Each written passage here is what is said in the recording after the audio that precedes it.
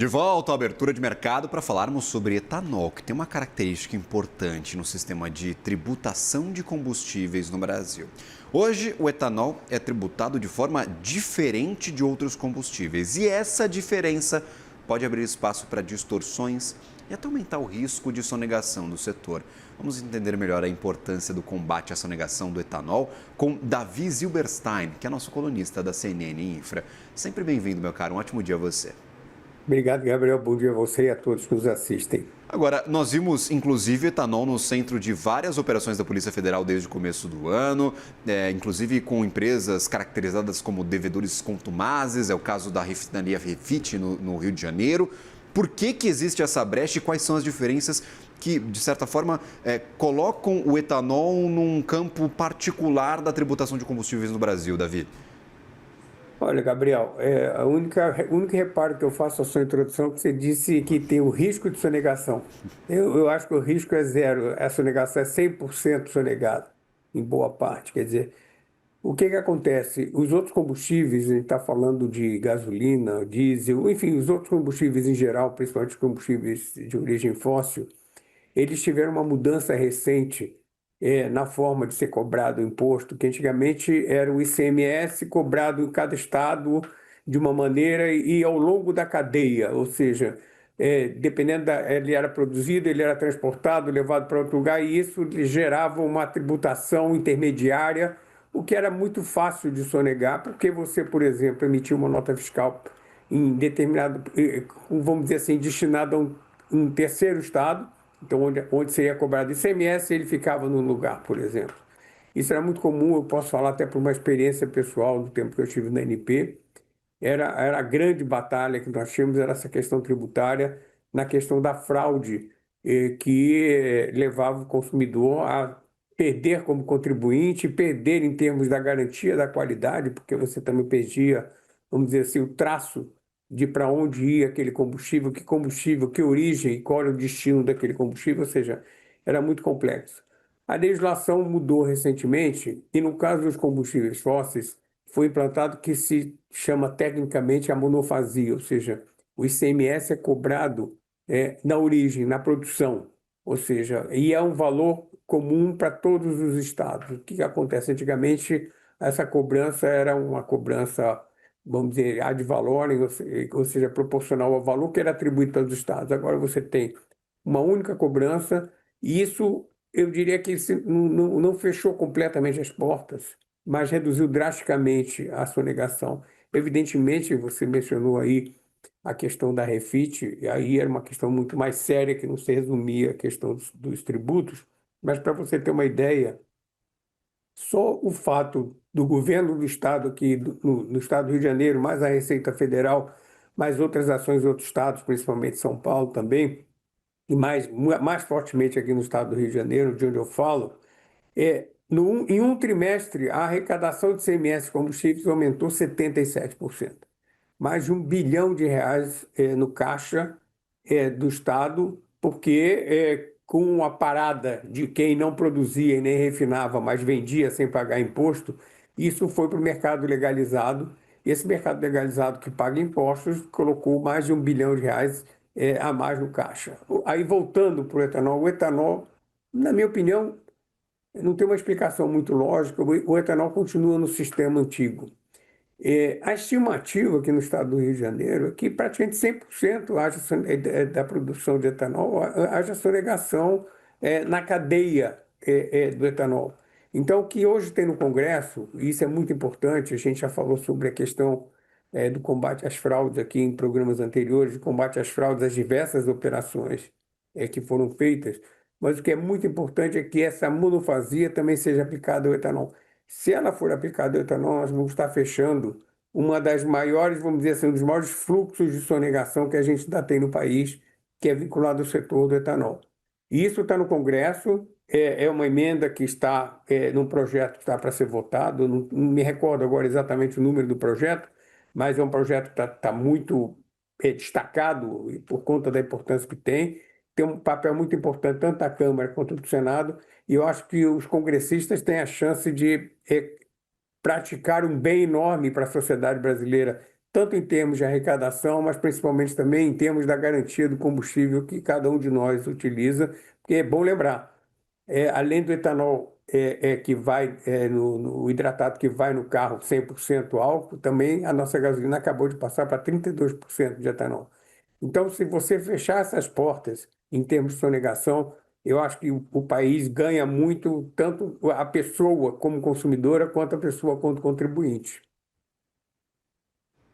De alguma forma, Davi, pode-se gerar o debate sobre mudanças tributárias que venham a encarecer o biocombustível aqui no Brasil. O biocombustível é base da economia brasileira, a gente é muito forte nesse segmento, estamos desenvolvendo muito etanol de milho, etanol de cana, aumentando cada vez mais a participação do etanol na nossa matriz energética. Inclusive, recentemente houve a expansão para 32% da adição na gasolina. De alguma forma, monofasia para a tributação de etanol pode afetar custo para quem está na ponta, ou isso não entra na conta, isso não deveria, por exemplo, ser um dos pontos debatidos, porque, no fim das contas, é mais importante evitar a sonegação do que uma pequena variação de preço. Como é que você enxerga esse caso, por favor? Olha, pode afetar custos no sentido de que quando você compra um produto, vamos chamar de falsificado ou que não paga imposto, você vai pagar mais barato. Mas é uma ilusão, né? É uma grande ilusão você achando que está pagando mais barato, porque na outra ponta, os serviços que o Estado te presta, a concorrência desleal vai fazer com que o agente que paga seus impostos, ele corra o risco de sair no mercado e você acaba correndo o risco de ficar na mão de quem comete crime. Então, é um custo, pode ser um custo eventualmente financeiro muito localizado, mas na prática ninguém ganha com isso. É aquela coisa. Se você compra um produto pirata, por exemplo, você vai pagar mais barato. Mas você tá alimentando o crime, você, em geral, está comprando um produto de menor qualidade, e você está alimentando, não aquele crime, né? Aquilo pode parecer um crime pequeno, mas ele está muito associado. No caso especificamente de combustíveis, a gente tem visto ultimamente, está escancarado, sempre se soube, mas agora é, felizmente, tem havido, eu diria, um mutirão das autoridades envolvidas, uma cooperação enorme entre as polícias estaduais, entre as receitas estaduais, a Receita Federal, a Polícia Federal, a Agência Nacional do Petróleo. Ou seja, a gente está conseguindo travar e desmontar uma cadeia de crime que é histórica aqui no Brasil e que sempre foi uma luta muito difícil. Então, essa questão de você comprar mais barato, você pode inclusive estar comprando um produto de pior qualidade e vai sair caro na hora que você utilizar seu carro, que ele tiver problemas. Então, e se houver essa redução, ela é muito pontual, quer dizer, ela é muito pequena comparado ao custo global que a gente tem em toda a cadeia, todo o processamento de combustíveis no Brasil. Agora, quando a gente olha, por exemplo, para a estrutura, qual que é o tamanho dessa vantagem que as empresas tiram da sonegação, Davi? Por que eu faço essa pergunta? Porque fica aquele sentimento de que quem segue as regras não consegue fazer negócio, porque vai ter, talvez, e aí eu queria essa tua resposta, um incentivo muito perverso a fazer o que todo mundo faz no mercado, porque senão não consegue competir preços com outras empresas. Você tem razão, quer dizer, que isso aí, o bom agente econômico, ele paga, claro, por isso. No caso do etanol, você tem aí a principal fonte de sonegação é o ICMS, né, que é o imposto estadual, que foi o que travou a sonegação nos outros combustíveis. Então, vamos botar uma média de 10, 12, 15% em alguns estados mais, alguns estados menos, quer dizer. Então, na hora que você implementar isso, os volumes são muito grandes. O exemplo que eu dei anteriormente, só a questão de você ter tirado no mercado o principal agente, vamos chamar de principal agente de sonegação que a gente tinha no mercado, você teve um incremento na arrecadação enorme, sem contar que você estancou um processo de não pagamento. Além de você passar a receber a sonegação que passava as estimativas são valores astronômicos, são mais de 30, 40 bilhões, entre 30 e 40 bilhões estimados de sonegação, como outra coisa que foi importante, a história da legislação que ficou anos também no Congresso para ser votada, a questão da legislação sobre o devedor quanto mais, quer dizer, quem usa a sonegação como forma, e o setor de combustíveis era também o principal deles, como forma de fazer negócio. Ou seja, você, de forma, como o nome já diz, de forma quanto mais, você deixa de pagar, não por uma dificuldade. Muitas vezes o empresário, o agente econômico tem dificuldade para pagar, vai negociar sua dívida e que se regulariza, ou seja, é da vida da empresa. Agora, fazer disso fonte do seu negócio. Então, em relação à sua pergunta, com certeza, a estimativa, se a gente pegar o que se deve, a estimativa é de bilhões de reais a mais, primeiro, para os cofres públicos e principalmente, mencionando também o que você falou agora, e principalmente valorizando quem paga imposto, quem trabalha corretamente, quem gera um mercado competitivo e quem, no final das contas, quem beneficia o consumidor. Talvez essa monofasia para o etanol, o Davi, fecharia talvez as portas das grandes distorções tributárias para o setor e a gente conseguiria talvez trabalhar em outros pontos que são ainda sensíveis do segmento? Você acredita que essa é a última etapa dessa grande revisão de tributos, como a gente já viu acontecer para também outros combustíveis fósseis? Olha, seguramente na questão tributária, seguramente sim, né? Você tem aí a última, vamos dizer, fresta que ainda resta e, como foi dito aqui, o etanol, os biocombustíveis estão cada vez mais relevantes na nossa matriz de consumo de combustíveis.